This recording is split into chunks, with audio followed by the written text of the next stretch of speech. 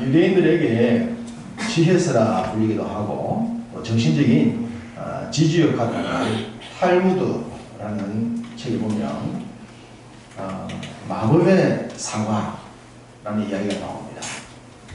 마법의 사과 내용은 뭐 대략 이렇습니다. 옛날 어느 왕에게 딸이 하나 있었습니다. 공주가 하나 있었는데 이 공주가 어느 날 불치병에 걸려서 얼마 살지 못하는 시한부 인생이 되고 말았습니다. 왕은 딸을 살리기 위해서 그 나라에 있는 모든 유명한 의원들을 불러서 치료했지만 치료가 되지 않았습니다. 급기야 염려가 극에 달한 왕은 공지를 냅니다. 자기 딸을 살려주는 사람이 있다면 자신의 사위로 삼고 왕위 계승자로 삼아서 나라를 물려주겠다라는 공지를 내고 그 공지문을 왕의 궁궐의 성벽에다가 붙였습니다. 이 나라 왕이 살고 있는 마을로부터 아주 멀리 떨어진 곳에는 삼형제가 살고 있답니다. 근데 이 삼형제는 각각 신비한 마법의 능력을 한 가지 가지고 있었는데, 첫째는 아무리 먼 곳에 있더라도 볼 수 있는 마법의 망원경을 가지고 있었고, 둘째는 마법의 양탄자를 가지고 있어서 아무리 먼 곳이라도 금방 타고 갈 수 있었답니다. 셋째는 마법의 사과를 가지고 있었는데, 이 사과는 어떤 병에 걸렸더라도 먹기만 먹으면 나을 수 있는 그런 사과를 가지고 있었대요. 어느 날 첫째 형이 마법의 망원경으로 이리저리 보다가 이 성의 궁궐 벽에 붙어있는 공지를 보게 됩니다. 그래서 둘째가 마법의 양탄자를 가져와서 삼형제가 타고 손살같이 달려서 궁에 도착했고, 그리고 궁에 도착한 후 막내가 가지고 있는 마법의 사과를 공주에게 먹여서 공주가 깨끗하게 나았습니다. 그렇게 공주를 치료하고 나니 남아있는 숙제가 하나 생겼습니다. 이 세 형제가 다 공을 세웠기 때문에 공주와 결혼을 하겠다라고 했기 때문이죠.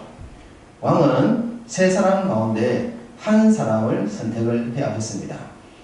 여러분 같으면 누구를 선택하시겠습니까? 망원경을 가진 첫째 아들, 양탄자를 가져온 둘째 아들, 사과를 준 셋째 아들. 여러분 같으면 누구를 사회로 선택하겠습니까? 왕의 선택은 어렵지 않았습니다. 막내, 사과를 제공한 막내 아들을 사회로 삼았습니다.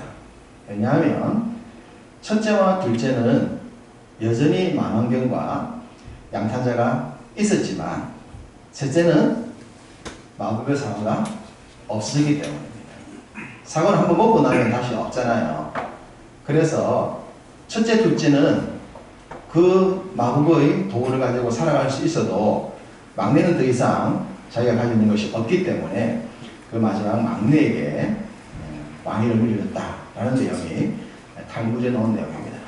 그러면서 무엇을 말하고 싶냐 그러면 희생이나 사랑을 얘기할 때 희생과 사랑은 자신의 전부, 자신의 가장 소중한 것을 주는 것이다 라는 것을 얘기하는 겁니다. 이 사과는 한 번 쓰면은 이제 다시는 쓸 수가 없어요. 그렇기 때문에 가장 중요할 때 가장 소중한 사람에게 사용을 해야 하는 겁니다.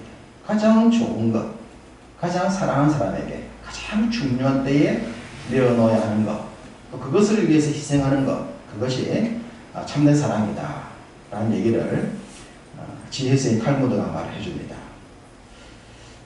탈무드는 잘 아시듯이 랍비들의 얘기들이 이제 물려지면서 만들어진 얘기지 않습니까? 근거를 찾는 다마다 성경적 근거에서 나온 얘기들이라 이렇게 보는 거죠. 하나님께서 인생들에게, 사람들에게, 피조하신 인생들에게 가장 좋은 것을 줬어요. 가장 좋은 것. 가장 좋은 것 주신 것을 제일 처음부터 보게 되니 그게 에덴 동산이었습니다. 하나님이 사람을 만드시고 난 뒤에 사람한테 가장 좋은 선물인 에덴 동산을 주셨고, 그리고 그 사람들에게 동일하게 가장 좋은 선물로 그 에덴 동산 안에 선악을 알게 하는 나무까지도 주셨습니다. 문제는 최고의 선물로 주신 이 선물 중에 선악을 알게 하는 나무 때문에 죄를 범하게 되고, 나중에는 에덴 동산에서 쫓겨나게 됩니다. 그러다 보니 사람들이 의문을 갖게 되죠. 왜 하나님께서 선악과를 만드셨는가? 하나님이 선악과를 만들지 않았다면 죄를 지을 일도 없었을 것이고, 쫓겨날 일도 없었을 것이고, 에덴 동산에서 뿐만 아니라 죄와 죽음이라는 것도 들어올 일이 없었을 것이다. 문제는 하나님이 선악을 알게 하는 나무를 만드셨기 때문에 이 모든 사달이 생긴 거다 라고 하면서 그 원인을 하나님께로 돌리는 겁니다. 이것은 교회를 다니는 분들 중에도 그런 질문을 하기도 하지만, 교회를 다니지 않는 수많은 불신자들은 하나님이 만드셨잖아, 하나님이 만들지 않았다면 문제될 수가 없었을 텐데 만들어서 문제가 생긴 거니까 하나님께 문제가 있는 거야 라면서 화살을 하나님께로 돌립니다. 여러분의 생각은 어떻습니까? 여러분도 하나님께 화살을 돌리는데 동의를 하십니까? 네. 동의를 하지 않더라도 왜 하나님이 선악과를 만드셨을까라는 의문은 드십니까? 왜 만드시냐라고 물었을 때 대답을 또 명료하게 하기가 좀 곤란하지 않습니까? 그래서 우리 중에도 질문을 하면은 에이 복잡한 거 생각하지 마, 그러면 복잡하게 사니, 그렇게 넘어가든지, 또 우리가 주변에 교회를 다니지 않는 분들이 이런 문제를 질문하면 대답을 못 해가지고 힘들어하는 경우 분명히 생깁니다. 자, 이럴 때 우리가 하나님이 인생에 주신 최고의 선물, 가장 값진 선물이 에덴 동산이고, 동일하게 그 속에 있는 것이니 선악을 알게 하는 것도 최고의 선물인데, 그 선물을 이해하지 못하기 때문에 우리 스스로의 믿음이나 질문하는 다른 사람에게 답을 못하게 됩니다. 우리가 여러 가지 질문을 할 수 있겠지만 분명한 것은 하나님이 선악을 알게 하는 나무를 주셨다는 거예요, 사람들에게. 그렇다면 하나님이 주신 뜻이 있지 않겠습니까?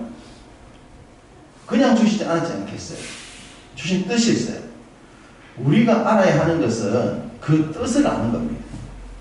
우리가 믿음 생활하면서 중요한 것은 엉뚱하게 자신이 잘못해놓고 난 뒤에 원인을 돌려가지고 뭐 때문에라고 추적해 가는 것이 아니라, 하나님께서 주셨다면 이유가 있을 것이다, 그 이유에 대한 확신을 가져야 내 믿음이 흔들리지 아니하고 다른 사람도 도와줄 수 있고, 우리의 자녀들이 교회를 자꾸 떠날 때에 그런 의문에 대해서 부모인 먼저 믿는 우리가 좀 명료하게 방향을 제시할 수가 있는 겁니다. 오늘은 그렇게 의문을 가질 수 있는 이 선악을 알게 하는 나무를 우리가 만드신 하나님의 그 뜻을, 이유를 좀 명료하고 간단하게 정리를 해봤으면 합니다. 여러분 중에는 운전면허증을 가지고 계신 분이 있을 겁니다. 대부분 운전을 할 줄 알죠. 못하더라도 면허증을 가지고 계신 분이 있을 거예요. 자, 면허증을 가지면 우리 운전을 하게 됩니다. 자동차 운전. 자동차를 운전하는데, 자동차를 사러 갔습니다. 자동차를 가지고 있습니다. 자동차에서 제일 중요한 것이 뭐라고 생각하십니까? 디자인, 엔진, 제로백, 100m를 몇 초만 달릴 수 있느냐? 여러 가지 있겠죠. 어느 날 차를 사러 갔더니 차를 파는 판매상이 이렇게 말합니다. 아, 선생님, 이 차 디자인 멋지게 빠졌습니다. 성능 기가 찹니다. 밟으면 몇 초 만에 100m 도달합니다. 이 차는 정말 좋습니다. 이 차가 3,000만 원 정도 합니다. 그런데 1,000만 원을 드리겠습니다. 이 차가 다 좋은데 한 가지가 조금 변한 게 있습니다. 그것 때문에 1,000만 원 드립니다. 이 차가 브레이크가 잘 안 잡힙니다. 선생님 운전할 때 브레이크만 조금 조심해서 하면 됩니다. 그러면 1000만원에 이 좋은 차를 가져갑니다. 라고 한다면 사시겠어요? 사실 분 있습니까? 100만원에 준다. 사시겠어요? 여러분 자동차에서 제일 중요한 게 뭐라고 생각합니까? 속도를 내는 악셀러레이터일까요? 딱 정지에 서야 되는 멈추게 하는 브레이크일까요? 브레이크입니다. 자동차에서 모든 기능에서 첫 번째 뽑아야 될 중요성은 브레이크예요. 밟으면 서야죠. 내 생명 지키고 남 생명 지키는 겁니다. 이거는 디자인이나 다른 거하고 무관해요. 밟으면 밟은데 나가는 거는 누구나 만들 수 있어요. 빠르게 나가는 자동차가 빠르게 써야 되는 겁니다. 그런데 이 차가 빠르게 달리는데 브레이크 밟으면 쑥 서면 어찌 되겠습니까? 죽는 겁니다. 그렇기 때문에 자동차에서 가장 중요한 것은 안전장치인 브레이크다. 그것이 있어야만 그 차가 주는 모든 혜택을 누릴 수가 있는 겁니다. 차만 그런 것이 아닙니다.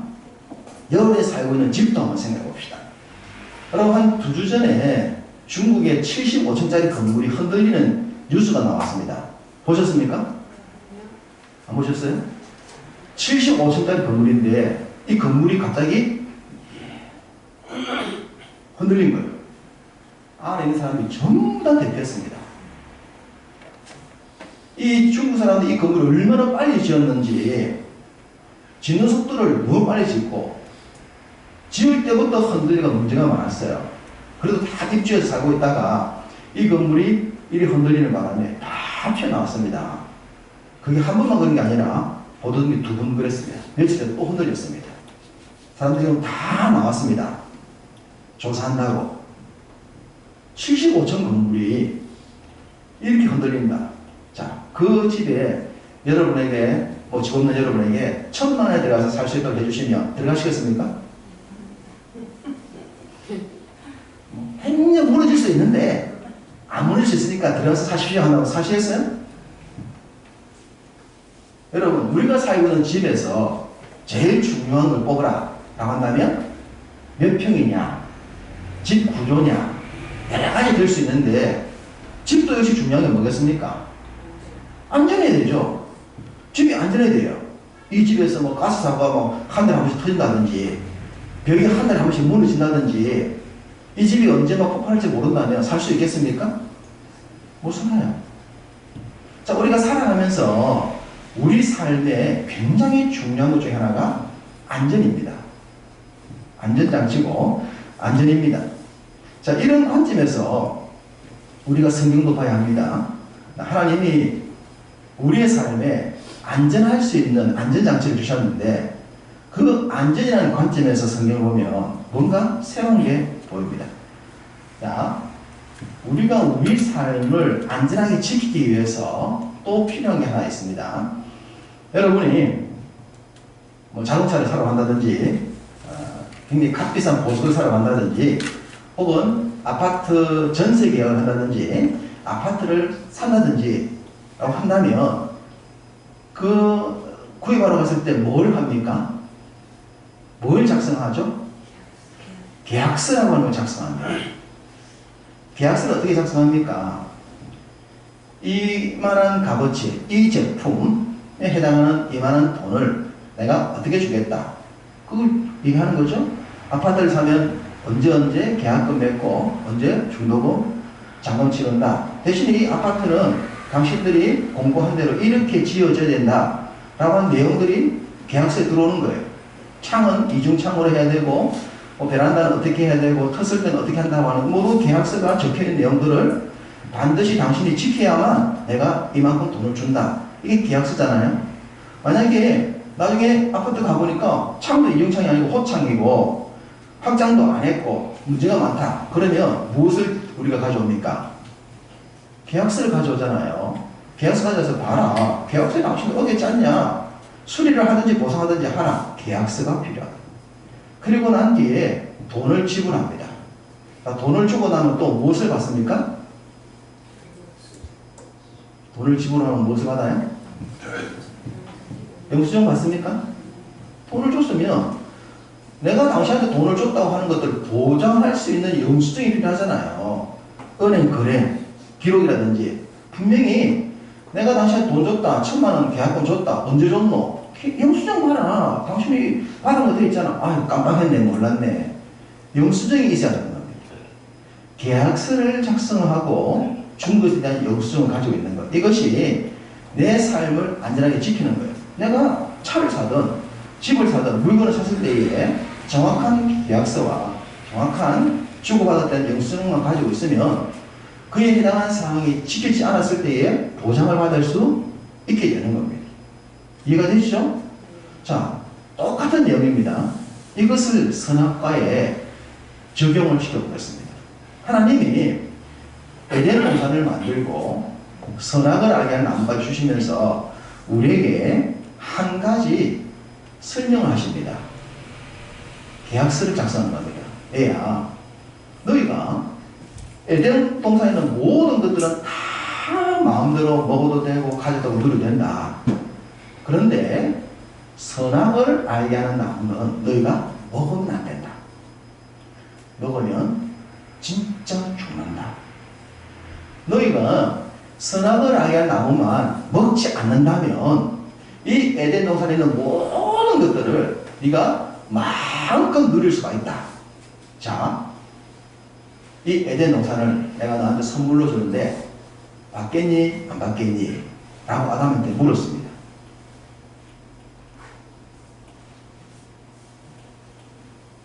아담이 선악을 알게 하는 나무를 먹지만 않으면 된다. 먹지만 않으면 된다라는 그 한 말씀을 기억하면서 계약을 한 겁니다. 사인을 했어요. 자, 받겠습니다. 아담이 에덴 동산을 받을 때 무엇을 했단 말입니까? 선악을 알게 한 나무 열매는 먹지 않겠다라고 약속을 한 거예요. 그렇게 이 에덴 동산을 받은 겁니다.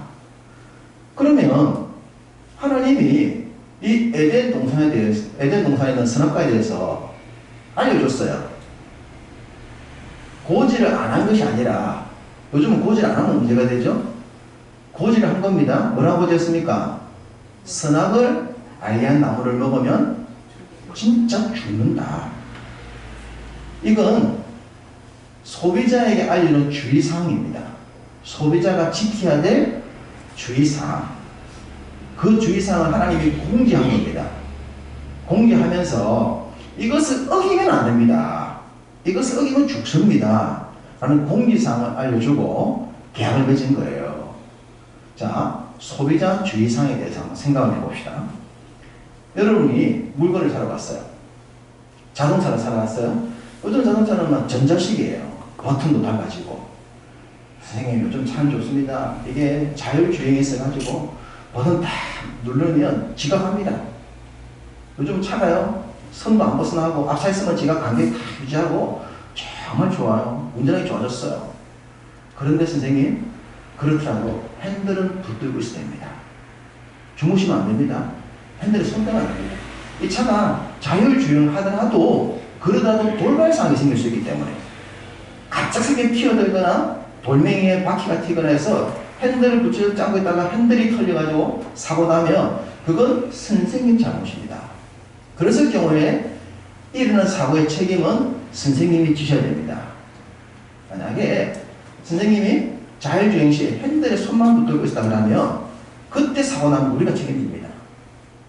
그러나 선생님이 지켜야 될 사항, 그것 어기시면 선생님 그에 대한 모든 책임은 소비자 잘못입니다. 라는 얘기들을 들어보셨습니까? 물건 사러 갔을 때? 물건 사러 얘기하잖아요. 선생님, 이건 색깔이 참 좋은데 이 농 색깔에 기름 묻히면 안 됩니다. 색깔이 바뀝니다. 그러면 보상 안 됩니다. 자연이 됐을 때는 우리가 책임지지만 소비자가 잘못 관리하면 소비자 책임입니다. 모든 전자제품이나 물건에는 소비자 주의사항이라고 하고 있습니다. 그 소비자 주의사항을 지키지 않으면 책임은 누가 묻는 겁니까? 소비자가 묻는 거예요. 이해가 되십니까? 우리가 사는 모든 세상 그런 겁니다. 다 편리하고 좋지만 안전장치를 주는 거예요. 그 안전장치 중에 하나가 소비자 주의사항인 겁니다. 그걸 해야지만 이 차나 집이나 물건이 가지고 있는 모든 혜택을 다 누릴 수가 있다. 그렇게 얘기를 한 겁니다. 똑같이 하나님이 에덴 동산을 축복의 덩어리를 가져오면서 한 가지 주의사항을 준 거예요. 선악을 알게 하는 나무를 먹지 말아라. 먹으면 죽는다. 이것만 지키면 에덴 동산에 있는 모든 것들은 너희가 다 누릴 수가 있다. 그렇게 안전을 보장하셔서 죽지 않도록 안전을 보장하신 것이 선악과 그리고 하나님과 우리 사이에 맺어진 계약관계다 라고 하는 겁니다.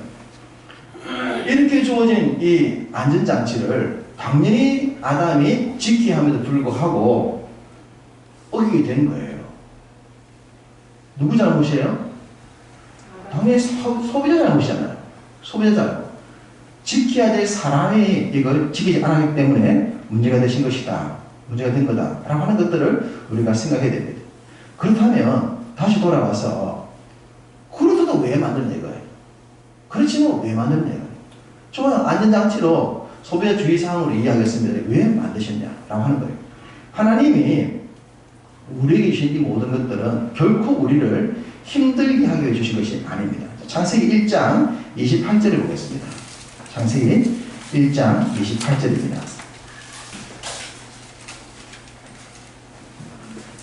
창세기 1장 28절을 같이 읽겠습니다. 하나님이 그들에게 복을 주시며 하나님이 그들에게 이르시되 생육하고 번성하여 땅에 충만하라. 땅을 정복하라. 바다의 물고기와 하늘에서 땅에 움직이는 모든 생물을 다스려라 하신다. 아멘. 자, 하나님께서 인생들에게 최고의 축복의 말씀을 주시면서 제일 먼저 하신 말씀이 뭡니까? 제일 먼저 하신 말씀이 뭐죠? 복을 주시며. 하나님이 인생에 모든 주신 모든 것은 무엇이다? 복이다. 하나님이 주신 말씀 가운데 복 아닌 게 없는 거예요. 선악을 알게 한 것도 복이에요. 하나님 주신 모든 것은 복이라는 겁니다. 복. 그런데 사람들은 이것을 자기가 잘못 사용해놓고는 복이 아니라고 자꾸만 핑계를 대는 거예요. 알고 보니까 복이 아닌 것 같아. 이것은 인간이 죄성을 가지고 있는 죄이기 때문에 그렇습니다. 자, 하나님은 창조주이십니다. 우리는 피조물입니다.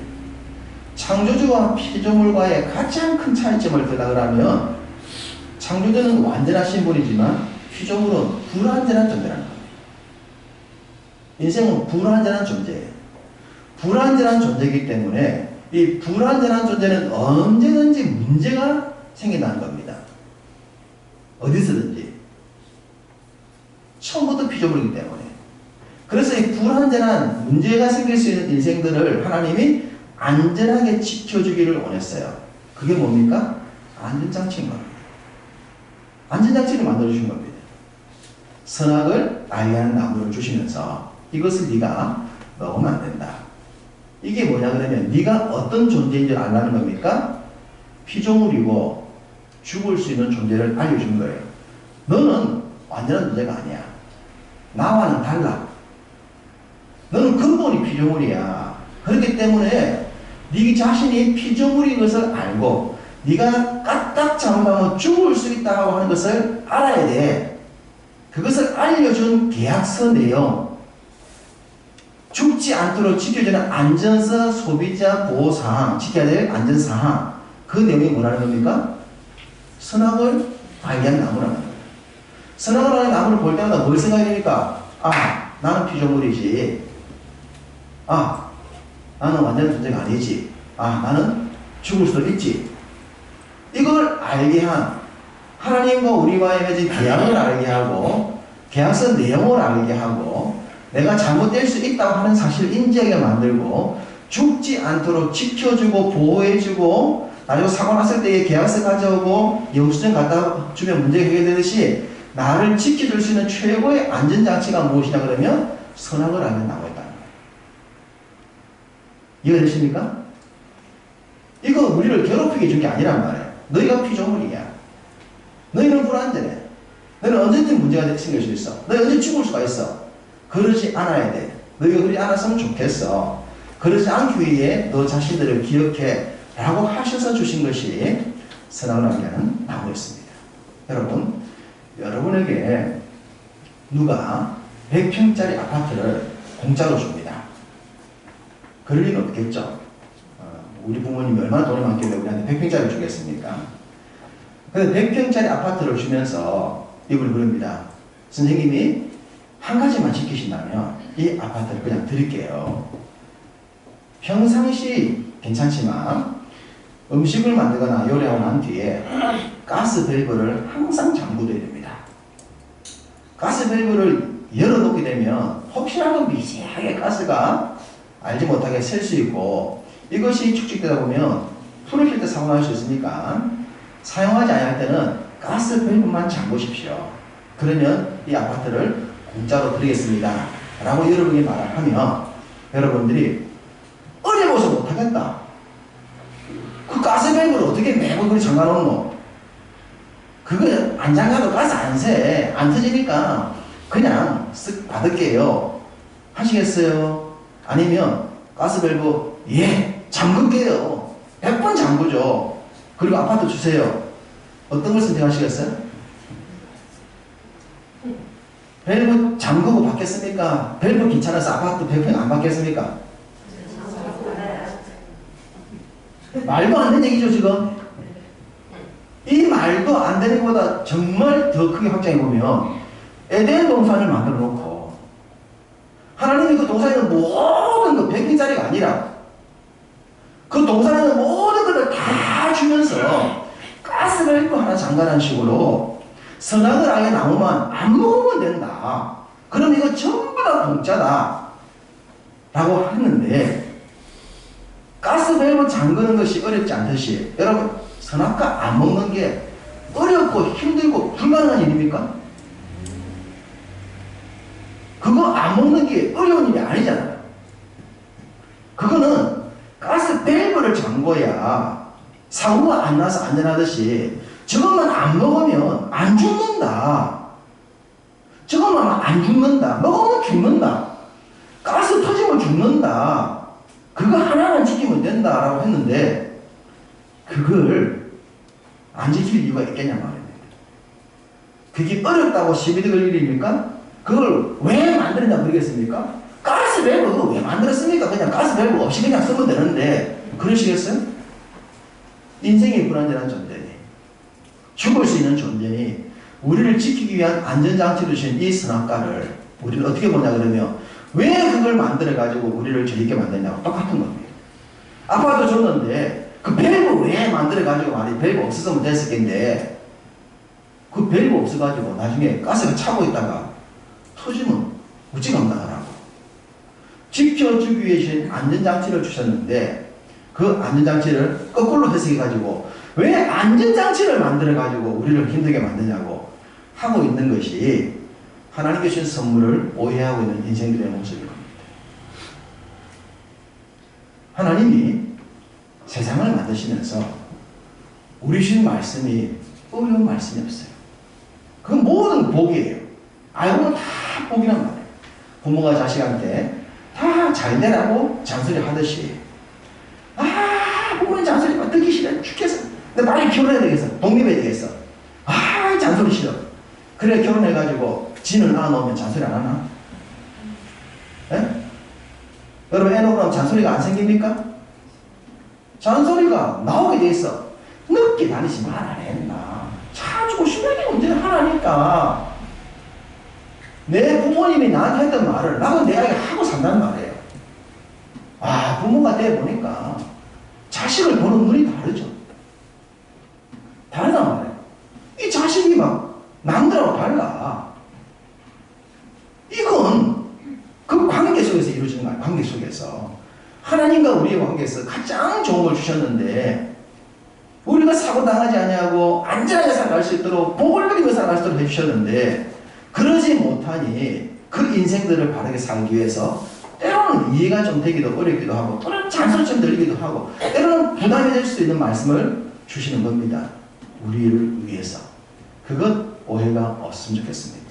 말씀을 맺겠습니다.